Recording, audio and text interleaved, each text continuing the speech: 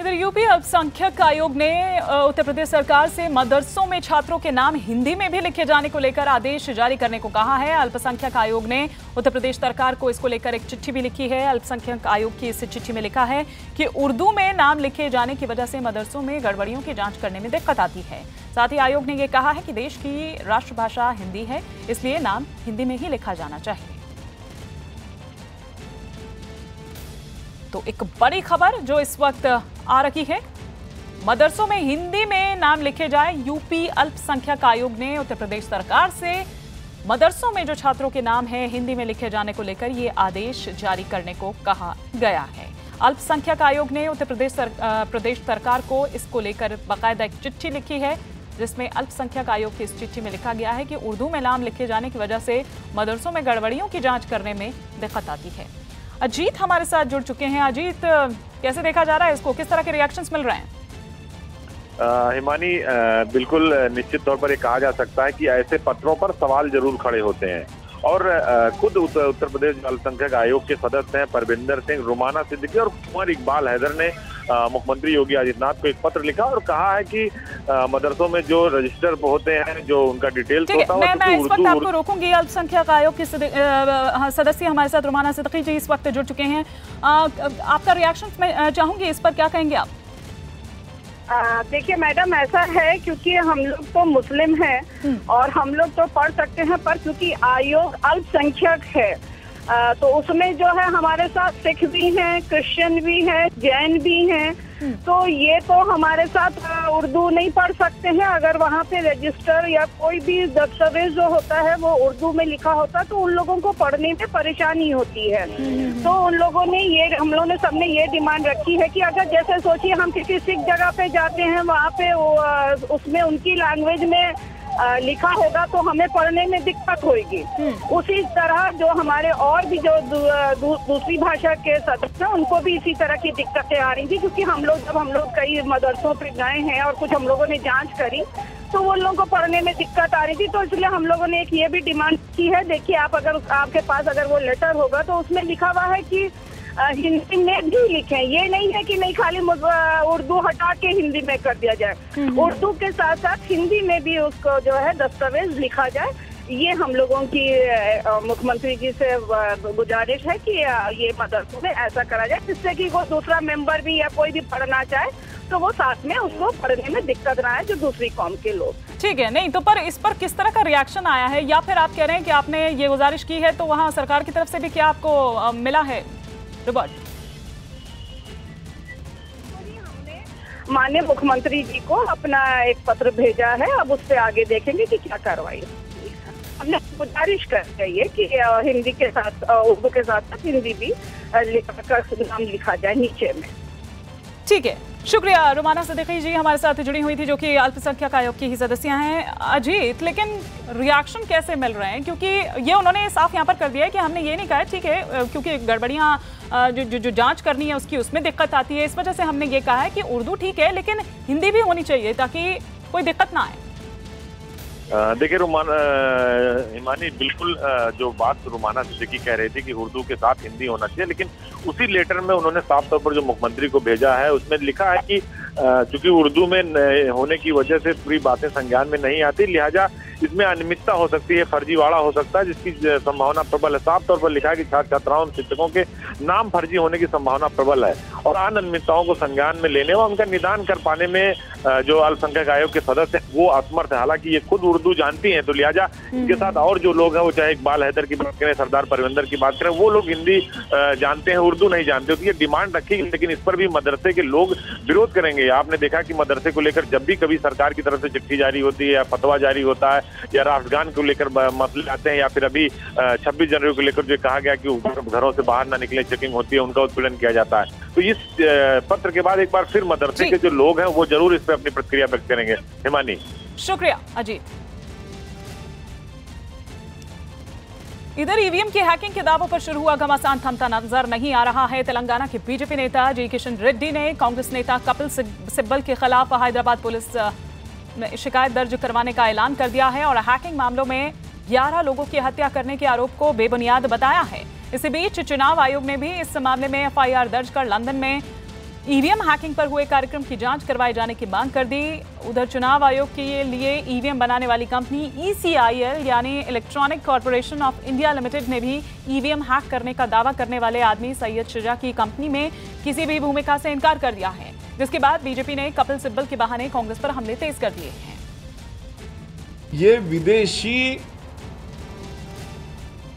हाथों में खेल रहे हैं और कांग्रेस अभी इस तरह के नए नए और नाटक करती रहेगी, लेकिन उसी के कारण वो जनता से दूर जाएंगे। वहीं समाजवादी पार्टी के अध्यक्ष और उत्तर प्रदेश के पूर्व मुख्यमंत्री अखिलेश यादव भी ईवीएम पर जारी इस घमासान में कूद गए और लोकतंत्र में मतदाताओं के विश्वास का हवाला देते हुए उन्होंने ट्वीट किया कि चुनावी प्रक्रिया में मतपत्र का इस्तेमाल राज्य और नागरिक के बीच विश्वास के रिश्ते को पारदर्शी और मजबूत बनाता है। इस रिश्ते के बीच ईवीएम का आ जाना संदेह को जन्म देता है। मतपत्र से मतदाता को भरोसा रहता है कि उसने जिसे मत दिया है वो उसी को मिला है। ये विश्वास ही लोकतंत्र की संजीवनी है। बैलेट पेपर पर होता था और अनेक जगहों पर बोगस मतदान होता था, बूथ पर कब्जा होता था। ईवीएम के बाद वो संभव नहीं। अभी उसके साथ वीवीपैट का सिस्टम आ गया। मैं समझता हूँ यही बहुत है। और हम लोगों ने यह भी कहा है कि भाई जो पर्ची है मतदान की वो घर घर उसका वितरण होना चाहिए। यह नहीं किसी एक व्यक्ति को जिम्मा दे दिया जाए कि वो वितरित कर देंगे, यह नहीं होना चाहिए, क्योंकि वो व्यक्ति सबको अगर वितरित नहीं करेगा तो फिर बोगस वोटिंग का सिलसिला शुरू होगा। तो जो लोग जंग के मैदान से बीचों बीच में भागते हैं और समझते हैं कि उनकी हार सुनिश्चित है, तो इसी तरह का ये भगोड़ों का भांगड़ा है, इससे ज़्यादा कुछ नहीं है। ईवीएम पे जो हैकिंग हॉरर शो है, उससे वो पहले तो देश को डराना चाहते थे, अब देश को तो डरा नहीं पाए, वो खुद डर गए और इसलिए जो है वो हर दिन नए नए कुतर्क देने की कोशिश हो रही है, लेकिन उससे उनको कोई फायदा नहीं होने वाला है। शंका और शुबहा के बादल अगर इस वोटिंग इंस्ट्रूमेंट पर रहेंगे तो डेमोक्रेसी शंका के दायरे में आती है। चुनाव आयोग को FIR से आगे जाकर के इन शंकाओं को निर्मूल साबित करना होगा। मैंने खुद दिल्ली विधानसभा में हैकिंग का नजारा देखा था, इसलिए मेरा मानना है कि आर्टिकल 324 के तहत चुनाव आयोग स्वतंत्र और निष्पक्ष चुनाव का कस्टोडियन है, किसी मशीन का कस्टोडियन नहीं है, चाहे वो आसमान से टपकी हो या टिम्बकटू से लाई गई हो।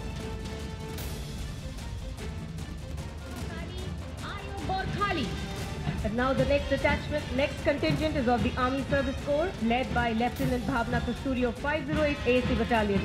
She indicated jawans of ASC that provide 70 corps. The Corps has been awarded with 25 military crosses, 67 military medals, 4 Indian Order of Merit and 34 Bharatiya Utprish Seva medals, 1 Padma Bhushan, 1 Padma Shri, 16 Param Vishis Seva medals, 35 Ati Vishis Seva medals, 69 Vishis Seva medals, 1 Mahavir Chakra, 113 Sena medals and 127 commendation cards. And coming now, combined band of Army Service Corps, Army Medical Corps Center and College and Corps of Military Police Center and School, led by Subedar Major K. Ravi Kumar and assisted by Naib Subedar Khadka Bahadur, Subedar MS Reddy and Subedar LD Mahapatra. The band is playing the tune Arun Vaidya Mahavir.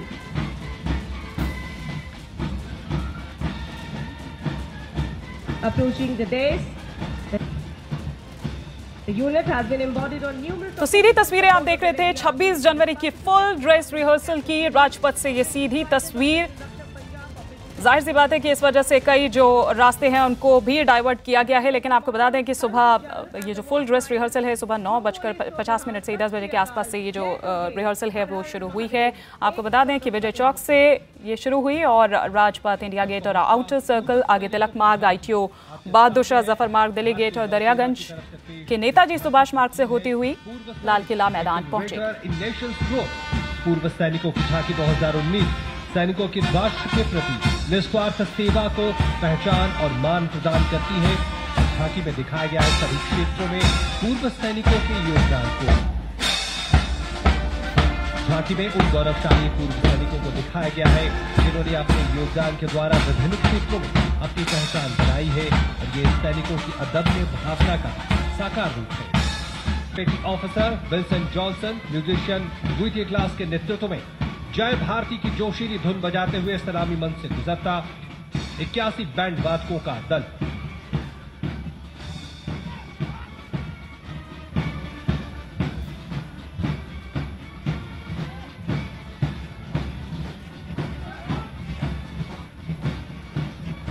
और अब सलामी मंच तक पहुंचता नौसेना का marching दस्ता। और अगर बाला साहब ठाकरे का स्मारक बनाने के लिए आज मुंबई में उद्धव ठाकरे गणेश पूजा करने जा रहे हैं। ये गणेश पूजा मुंबई के पुराने मेयर के बंगले पर होगी, जिसकी जमीन स्मारक बनाने के लिए आवंटित की गई है। इस गणेश पूजा में खुद मुख्यमंत्री देवेंद्र फडणवीस भी मौजूद रहेंगे। गणेश पूजा के कार्यक्रम को देखते हुए सुरक्षा के कड़े इंतजाम किए गए हैं। इस कार्यक्रम में मुख्यमंत्री देवेंद्र फडणवीस के शामिल होने को माना जा रहा है कि गठबंधन को लेकर शिवसेना और बीजेपी में जो तल्खी हुई है वो थोड़ी कम होगी।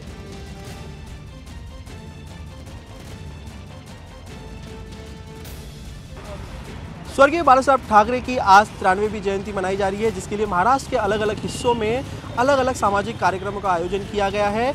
लेकिन आज जो सबसे अहम है वो है बाला साहब ठाकरे का बनने वाला राष्ट्रीय स्मारक। बाला साहब राष्ट्रीय स्मारक को लेकर आज गणेश पूजा की जाएगी। आपको बता दें कि महाराष्ट्र की संस्कृति के मुताबिक कोई भी शुभ काम करने से पहले गणेश भगवान की पूजा की जाती है और उसी के लिए कार्यक्रम आयोजन किया गया है। यहाँ पर जो कि शिवाजी पार्क से लगा हुआ ये मेयर का पूर्व बंगला है, जहां पर मेयर रहा करते थे। इस मेयर के निवास स्थान को अब बाला साहब ठाकरे के राष्ट्रीय स्मारक के रूप में जाना जाएगा। चूंकि महाराष्ट्र के दो बड़े नेता आज इस गणेश पूजा में शामिल होंगे, जो कि महाराष्ट्र के मुख्यमंत्री देवेंद्र फडणवीस और उद्धव ठाकरे हैं, तो सुरक्षा के भी भारी इंतजाम किए गए हैं। कड़ी सुरक्षा यहाँ पर तैनात की गई है। मीडिया भी यहाँ पर मौजूद है, चूँकि यह ऐसा मौका होगा जहाँ पर मुख्यमंत्री देवेंद्र फडणवीस बीजेपी और शिवसेना की बात करें तो लगातार उनके बीच तल्खियाँ बनी रहती हैं। लेकिन आज दोनों ही पार्टी के नेता आज एक साथ एक मंच पर होंगे और स्मारक को लेकर एक आधिकारिक तौर पर ज़मीन जो है कहते हैं जो ट्रांसफ़र की जाएगी या आधिकारिक तौर पर दे दी जाएगी स्मारक के लिए, वो कार्यक्रम होगा गणेश पूजा के बाद। तो ऐसे में राजनीतिक गलियारियों में ये चर्चा शुरू हो गई है। चूँकि अब दोनों ही नेता एक साथ एक मंच पर आएंगे तो चर्चा ये बन गई है कि स्मारक के जरिए क्या बीजेपी और शिवसेना के गठबंधन में जो दूरी आई थी वो दूरी कम हो पाएगी।